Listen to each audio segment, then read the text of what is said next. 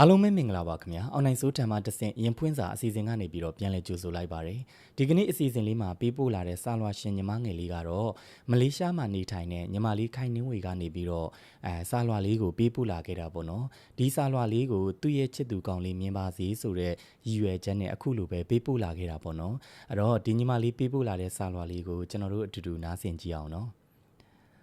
အကိုကြီးမင်္ဂလာပါရှင်အကိုရဲ့အစီအစဉ်လေးမှာညီမရဲ့စာလွှာလေးကိုဖတ်ကြားပေးပါနော်ညီမလေးရဲ့နာမည်ကခိုင်နှင်းဝေပါညီမကောင်လေးနဲ့ညီမလေးတို့ကလေမလေးရှားမှာစုံခဲ့ကြပါတယ်အကိုပြီးတော့တယောက်ကိုတယောက်လည်းအရန်ကိုချစ်ခဲ့ကြပါတယ်ဒါပေမဲ့လေသူ့မှာအရင်ကောင်မလေးရှိနေခဲ့တဲ့အကိုရဲ့တနည်းကြော်လောက်မှအဲ့ဓာတွေကိုတီးခဲ့ရတာအကို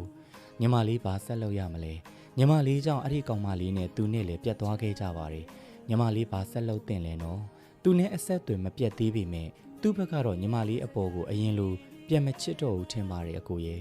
ညီမလေးကလေသူဘလောက်ပဲညီမလေးအပေါ်ကိုဘလို့ပဲဆက်ဆံနေပါစေညီမလေးသူ့ကိုမစွန့်လွတ်နိုင်ဘူးဖြစ်နေတယ်ဘလောက်ပဲနာကျင်အောင်စကလုံးနေနဲ့ထိုးနှက်နေပါစေညီမလေးစိတ်ကသူ့မှသူဖြစ်နေတဲ့အကိုညီမလေးဘာဆက်လုပ်ရမလဲအခုညီမလေးနဲ့သူနဲ့ကအဆက်အသွယ်ပြတ်နေတဲ့အကိုရဲ့သူ့ကိုညီမလေးအရန်ချစ်တဲ့အကိုရဲ့သူ့ကြောင့်လည်းအချိန်ချင်းနာကျင်ခဲ့ရပါတယ်ဒါပေမဲ့လေဘလောက်ပဲနာကျင်နေပါစီအဲ့ဒီနာကျင်မှုတွေကိုခံယူပြီးတော့သူ့ကိုပဲဆက်ချစ်နေမှာပါသူ့ကိုပြောပြပါတော့အကိုသူဘာတွေပဲဖြစ်နေညီမသူ့ဘက်မှာအမြဲရှိနေပါတယ်လို့နေ့တိုင်းညတိုင်းလည်းအချိန်ပြည့်လွမ်းလို့ငိုရတဲ့ရက်ပေါင်းလေမနေတော့ပါဘူးအကိုသူ့မှာဖုံးပြက်နေလို့ဖုံးမဝေရသေးတာကြောင့်ရေညီမလေးနဲ့ကအစင်မပြေဖြစ်နေတာကြောင့်အဆက်အသွယ်ပြတ်သွားလားမသိပါဘူးအကိုရေအဲ့ဒါကြောင့်အကိုကနေတဆင့် Facebook ပေါ်ကလူတွေအကုန်လုံးကိုပြောပြပါနော်သူ့ကိုမြင်ရင်ပြောပေးပါလို့ညီမလေးမျှော်နေပါတယ်လို့ပြောပေးပါရှေ့လျှောက်ပြီးတော့လည်းအစဉ်ပြပြလေးနဲ့နှစ်ယောက်တစ်ပေါက်ကနေသွားချင်ပါတယ်အကိုရဲ့ဒီစာလွှာလေးကိုဖတ်ပေးပါနော်တောင်းဆိုပါတယ်အကိုကိုလည်းအမြဲတမ်းအားပေးနေလျက်ပါခိုင်နှင်းဝေတဲ့ဟုတ်ကဲ့ပါညီမလေးရေညီမလေးချစ်သူကောင်းလေးနဲ့ညီမလေးအစဉ်ပြေပါစေလို့ပထမဦးဆုံးကိုကစုမုံကောင်တောင်းပေးလိုက်ပါတယ်နော်ချစ်တဲ့သူတိုင်းညားကြရရင်တော့တကယ်ကိုမင်္ဂလာတစ်ပါးပေါ့နော်ဒါပေမဲ့ကိုကသာအရန်ချစ်နေပြီးတော့ကိုပြန်မချစ်တော့ဘူးလို့ထင်တဲ့လူတယောက်ကိုဆိုးဆိုးလန်းလန်းချစ်နေတာကတကယ်ကိုဆင်းရဲဒုက္ခတစ်မျိုးပါပဲဒါကြောင့်ကိုမချစ်တော့ဘူးလို့ထင်ပြီးဆိုကြတဲ့ကကိုဘက်ကလည်းသူ့ကိုအရင်မဆွဲလန်းမိအောင်အရင်မျော်လင့်မနေဖို့ကိုကတော့ဒီကနေပြီးတော့ပထမဦးစွာအကြံပေးခြင်းနဲ့ပေါ့နော်ဘာလို့လဲဆိုတော့တကယ်ချစ်တဲ့သူကြီးဆိုတာကသူ့မှာဘလို့အခက်ခဲတွေပဲဖြစ်နေပါစေအထူးသဖြင့်ဖုံးမရှိရင်တောင်မှသူ့ရဲ့အနီးနားကတငယ်ချင်းတွေစီကနေပြီးတော့မရအောင်ဆက်သွယ်မယ်ကိုကိုချစ်နေသေးရဆိုရင်ရတဲ့နီလန်နဲ့ဆက်သွယ်မှာပေါ့နော်တကယ်တော့သူ့ရဲ့စိတ်ထဲမှာကိုကအဲ့ဒီလောက်ထိရှိမနေတော့လို့ဒါကိုလက်လူရှုထားတယ်အဆက်အသွယ်မလုပ်တော့တာလည်းဖြစ်နိုင်တယ်ပေါ့နော်အဲ့တော့ညီမလေးရဲ့ချစ်သူကညီမလေးကိုတကယ်ချစ်တယ်ဆိုလို့ရှိရင်တော့ဘလို့အကြောင်းမျိုးပဲကြောင်းပဲဖြစ်ညီမလေးစီကိုမရအောင်ဆက်သွယ်လာမှာပါဒါတကယ်ချစ်တဲ့သူတွေရဲ့လောက်ရက်ပေါ့နော်အဲ့တော့အခုကိစ္စကညီမလေးကောင်လေးကညီမလေးကိုအဆက်အသွယ်ဖြတ်သွားတာလားတကယ်ပဲအဆက်အသွယ်ပြတ်သွားကြတာလားဆိုတာမသိကြပေမဲ့ဘလောက်ပဲအဆက်အသွယ်ပြတ်နေပါစေကိုချစ်တဲ့သူရဲ့ဆက်သွယ်ရမယ်လိမ့်စာကိုချစ်တဲ့သူရဲ့အကောင့်တွေအကုန်လုံးကိုချစ်တဲ့သူကဘယ်တော့မှမမေ့ဘူးပေါ့နော်အဲ့တော့မရအောင်ဆက်သွယ်မယ်ဒါကြောင့်ညီမလေးဘက်ကအရန်ချစ်နေတယ်ဆိုတာလက်ခံပါတယ်နားလည်ပြီးပါတယ်တစ်နှစ်ကျော်အတွင်းမှာ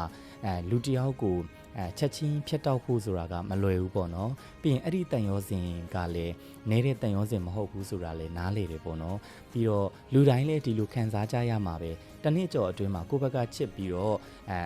ရုတ်တရက်ဖြတ်တောက်လိုက်ရတဲ့တန်ရောစင်ကတကယ်ကိုခံစားရခက်တယ်ပေါ့နော်အဲ့တော့ညီမလေးကစိတ်အေးလေးနဲ့တေချာစဉ်းစားပါကိုတိုင်က तू ကမချစ်တော့ဘူးလို့ခံစားလာရပြီဆိုကြတဲ့ကတေးကြပါတယ်သူ့ဘက်ကလည်းကိုတကယ်အချစ်တွေရော့နေလို့ဖြစ်မှာပါဒါကြောင့်ကိုဘက်ကလည်းရှေ့လျှောက်မှာပို့ပြီးတော့နေနိုင်အောင်ပို့ပြီးတော့အဆင်ပြေအောင်ကိုဘွားလေးတတရရလေးဖြစ်အောင်ပြန်ပြီးတော့ကြိုးစားပါအများကြီးလည်းမမျှော်လင့်ပါနဲ့လို့ကိုကတော့အတက်နိုင်ဆုံးဒီကနေပြီးတော့ညီမလေးစာလွှာလေးကိုပြန်ပေးလိုက်ပါတယ်သူလည်းမြင်မဲဆိုရင်တော့သူ့ဘက်ကအချစ်တွေရှိနေသေးညီမလေးကိုအမြန်ဆုံးဆက်သွယ်ပေးပါဆိုတဲ့အကြောင်းလေးကိုပါကိုထည့်ပြောပေးလိုက်ပါတယ်နော်တခါတလေကျရင်အချစ်ဆိုတာကလည်းနားလေရခက်တယ်ဗျ အချစ်စစ်အချစ်မှန်ဆိုတာကကိုယ့်ဘက်ကသာအချစ်စစ်ပြီးတော့ကိုယ့်ဘက်ကသာအချစ်မှန်နေပြီမဲ့လေတစ်ဖက်လူဘက်ကအချစ်မစင်ရင်လေအဲ့ဒီအချစ်စစ်ကအလကားပဲပေါ့နော်ဘလောက်ပဲ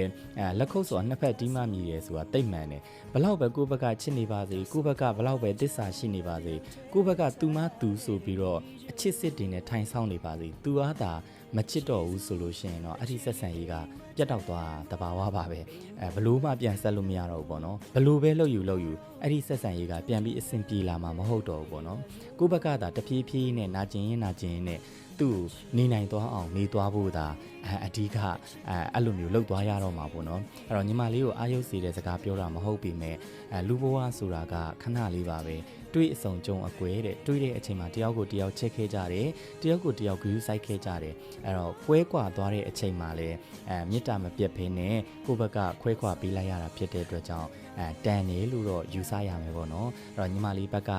အချစ်တွေအမှန်ကန်ပြီးခဲ့ရဖြစ်တဲ့အတွက်ကြောင့်ညီမလေးဘက်ကတာဝန်ကြည့်ခဲ့တယ်လို့ညီမလေးရဲ့အချစ်တွေကလည်းညီမလေးနဲ့ထိုက်တန်ပါတယ်ဒါကြောင့်သူ့ကိုချစ်တဲ့လောက်ချစ်ခဲ့ပြီးတာဖြစ်တဲ့အတွက်ကြောင့်ရှေ့ဆက်ပြီးတော့လေညီမလေးဘဝကိုညီမလေးကိုတိုင်ကိုပေါ့နော်